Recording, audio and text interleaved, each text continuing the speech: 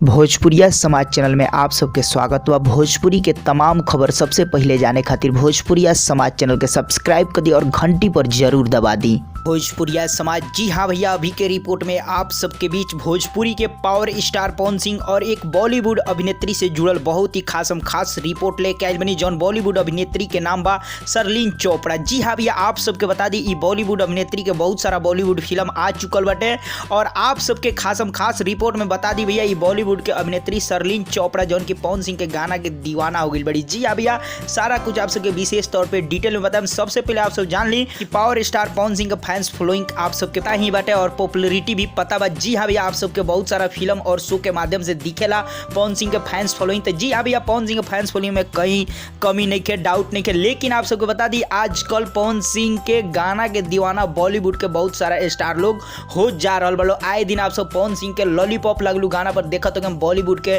बहुत सारा एक्टर और एक्ट्रेस लोग थिरके लालो, डांस कर लालो। जी हाँ भैया, कैले भी बारे लो बहुत सारा एक्टर लोग और एक्ट्रेस लोग बॉलीवुड के। तो जी हाँ भैया, एक और एक्ट्रेस यानी अभिनेत्री बॉलीवुड के जौन की पवन सिंह के एक गाना के दीवाना हो गई बड़ी। जी हाँ भैया, जौन की आप सबके बता दी, गाना के इतना वो दीवाना भइल बड़ी और ये गाना के इतना पसंद कर रहा बड़ी कि वो एक वीडियो बनेले बड़ी। जी हाँ भैया, गाना पर बतौर एक वीडियो बनेले बड़ी, जौन की वीडियो भैया आप सबको बता दी सोशल मीडिया पे पोस्ट भी कैले बड़ी, जौन की आप सब बतौर जाके देख सकतनी।